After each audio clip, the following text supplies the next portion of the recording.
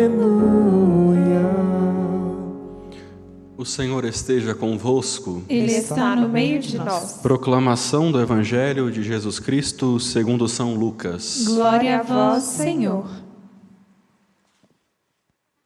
Naquele tempo, grandes multidões acompanhavam Jesus.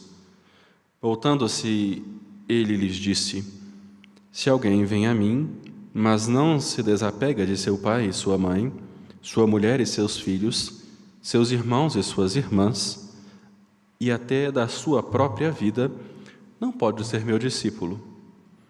Quem não carrega a sua cruz e não caminha atrás de mim, não pode ser meu discípulo. Com efeito, qual de vós, querendo construir uma torre, não senta primeiro e calcula os gastos para ver se tem o suficiente para terminar? Caso contrário, ele vai lançar o alicerce e não será capaz de acabar. E todos os que virem isso começarão a caçoar, dizendo: Este homem começou a construir e não foi capaz de acabar. Ou ainda: Qual o rei que, ao sair para guerrear com o outro, não se senta primeiro e examina bem se com 10.000 homens poderá enfrentar o outro, que marcha contra ele com 20.000? Se ele vê que não pode, enquanto o outro rei ainda está longe, envia mensageiros para negociar condições de paz. Do mesmo modo, portanto, qualquer um de vós, se não renunciar tudo o que tem, não pode ser meu discípulo. Palavra da salvação. Glória a vós, Senhor. Caríssimos irmãos e irmãs que aqui se encontram no Santuário Basílica de Nossa Senhora da Piedade, alegria de encontrarmos nesta casa de clemência e bondade, onde nós podemos fazer a experiência com o Divino e com Sua Mãe Maria Santíssima. Hoje ouvimos continuação do Evangelho de São Lucas, em seu capítulo 14, Jesus fazendo a sua conversa com os fariseus. Nós estamos ouvindo neste capítulo, Jesus às vezes tendo algumas divergências com eles, Jesus curando, e aqui hoje nós ouvimos grandes multidões acompanhavam Jesus. E aí é um grande exame que nós devemos fazer, assim como a quantidade dessa multidão, o porquê deles estarem seguindo Jesus. E mais ainda, eu acho que nós devemos fazer essa pergunta: por que nós escolhemos Jesus Cristo? Por que nós seguimos Ele? Jesus coloca essa grande multidão em crise, como muitas vezes Ele nos coloca.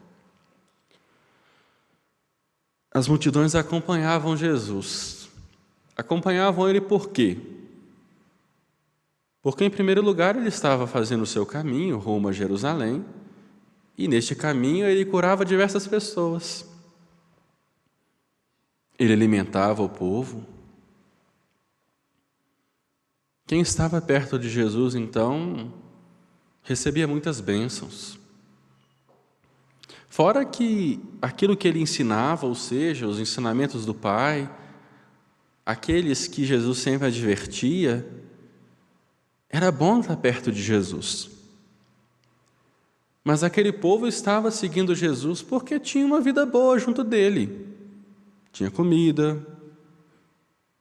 Se estivesse doente, possivelmente seria curado. E aí Jesus coloca aquele povo em crise.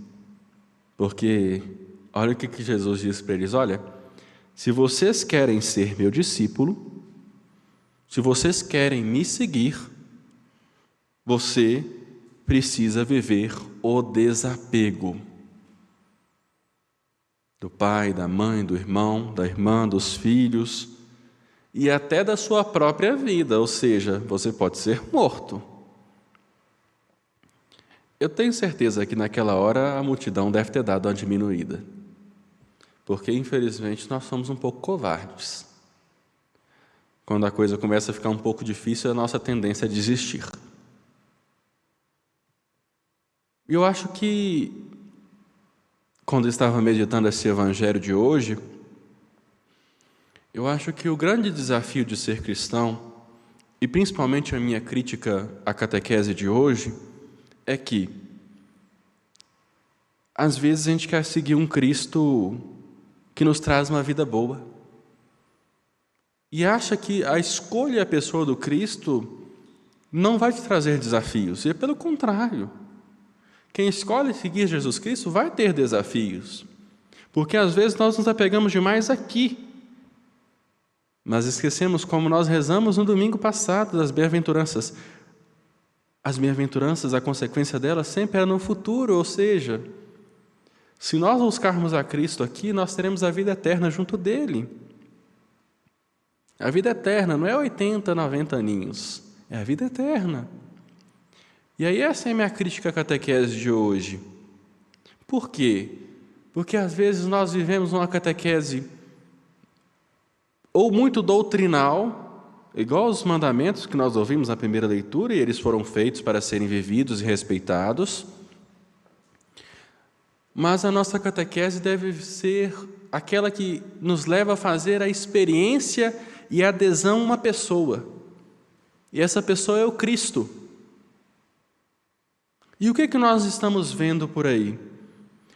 Onde a catequese é um processo de evangelização.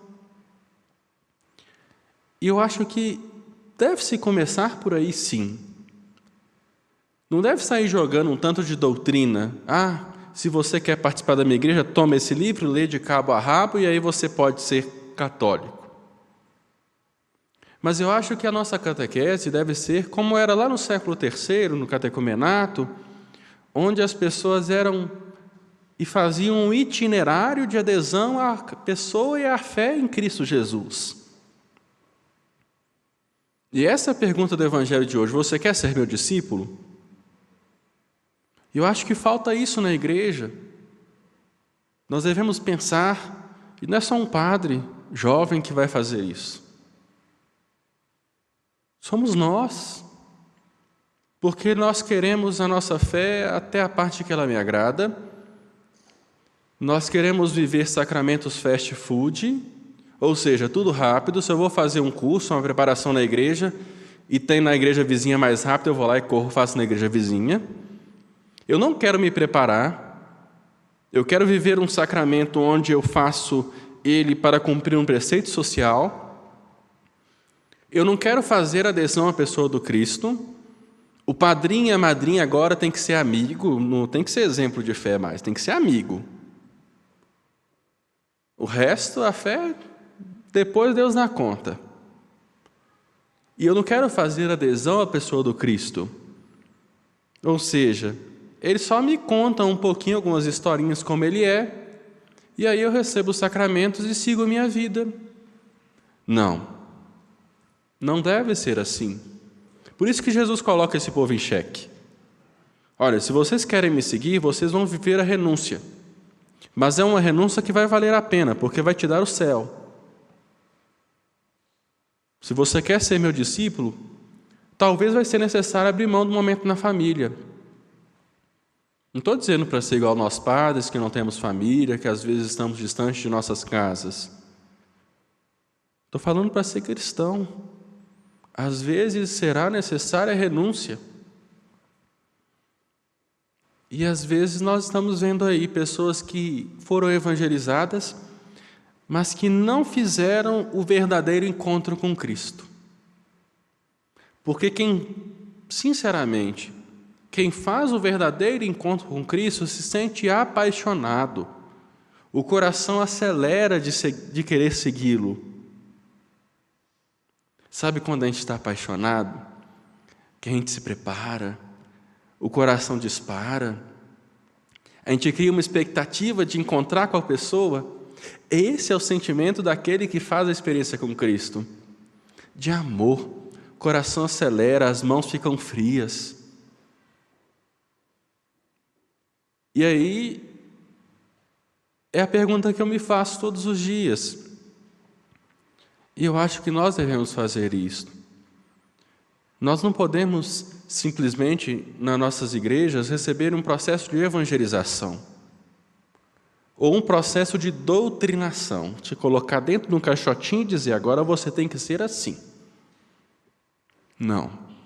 As pessoas deixam a fé católica porque não fizeram a experiência com Jesus. Porque quem faz a experiência com Jesus não se frustra com pessoas. Porque a igreja é formada por seres humanos. Se você colocar a sua esperança na pessoa do Cristo, nada vai te abalar. E aí Jesus conta 2 histórias que trazem para nós a seguinte moral: nós devemos nos preparar. Nós devemos fazer a experiência com Cristo. E outra coisa, ninguém vai fazer a experiência com Jesus assim, encontrei, aceitei Jesus e pronto, virei santo. Para com isso. Vamos parar de uma fé muito romântica. As coisas não acontecem da noite para o dia. A gente tem que se preparar. É um processo de conhecer, de enamoramento. Esse é o processo da experiência que quem segue Jesus Cristo. Muitos querem segui-lo, mas quando a coisa começa a apertar, racha fora.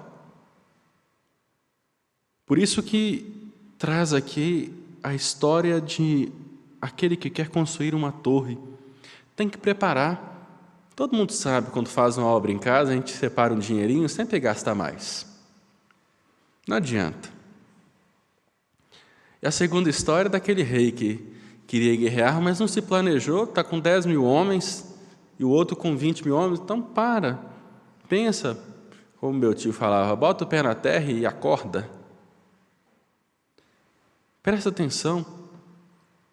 Se você quer seguir a Jesus Cristo, a moral dessas histórias hoje tem que ser até o fim.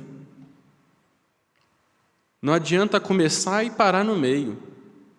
Se você quer seguir a Jesus Cristo, coloque Ele como sua meta. Se coloque atrás dele, porque o lugar do discípulo é atrás do mestre. Não se coloque como mestre, como muitos por aí se colocam. O mestre é um, Jesus. O discípulo deve estar atrás do mestre com a mão no ouvidinho, assim, escutando, querendo absorver o máximo. E olha, o mestre não vai dizer só palavrinhas que a gente fica todo encantado e derretido. Não. Ele vai dizer palavras duras, às vezes, que nos incomodam. E com certeza dispersou essa multidão que estava atrás dele só para comer e para ser curado. Alguns eu tenho certeza que estavam lá porque queriam segui-lo. Mas façamos a experiência do Mestre. A experiência do Mestre passa por noites escuras. Passa pela cruz. Uma vez o padre viu um videozinho que duas pessoas caminhavam carregando uma cruz. E a cruz ficou pesada. Aí pegou um serrotinho, tirou um pedaço.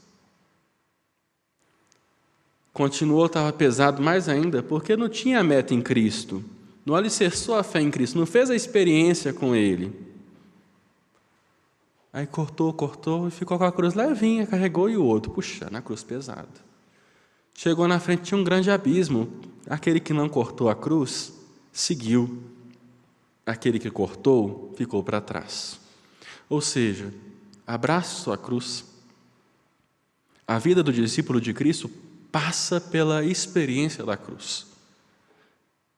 Às vezes a cruz pode estar pesada, e eu sei que às vezes é pesada mesmo, mas a gente não está sozinho. Sempre vai aparecer um sirineu para nos ajudar. Mas nós não podemos nos esquecer que depois da cruz vem a glória, vem a ressurreição. Que nós possamos ter essa consciência mais íntima desse desejo de seguir a Cristo como meu amigo, como aquele que se fez gente como eu sou, gente de carne e osso. Não vamos fazer a experiência dele através do oba-oba, não. Quando a igreja está cheia demais, é lindo. Mas será que todos aqueles querem fazer a experiência com Cristo? Ou estão lá simplesmente porque estão passando por um momento de dificuldade e às vezes aquilo me conforta e achar que chorar resolve os problemas? Tem muito aí, muito, é só procurar que você vai encontrar. E às vezes pessoas que vão levar a gente falando assim: olha, vem para a minha igreja vai te ajudar, vai te salvar e você vai ter uma vida próspera, uma vida ótima. Cuidado, as coisas acabam. E às vezes essa prosperidade é passageira, porque você não alicerçou a sua vida no Mestre. Porque você alicerçou sua vida numa pessoa, num padre, num pastor, num rito aqui e acolá, mas você perdeu o olho de Cristo. E quando a gente perde o olhar dele, a gente está lascado. Nunca percamos esse seguimento de Jesus Cristo. E se nós hoje não fazemos a experiência dele, busquemos no nosso tempo. Agostinho demorou 30 anos para se converter. O tempo de Deus para uns é mais rápido, mas o importante é nunca deixar de buscar o Cristo. Nunca deixar de fazer a experiência e a adesão a esta pessoa. Nunca deixar de buscá-lo, independentemente da situação que eu estou vivendo. Tudo passa, menos o amor dele para conosco. Hoje, Jesus então nos chama para sermos seus discípulos. Agora a resposta é sua. Você vai segui-lo ou não?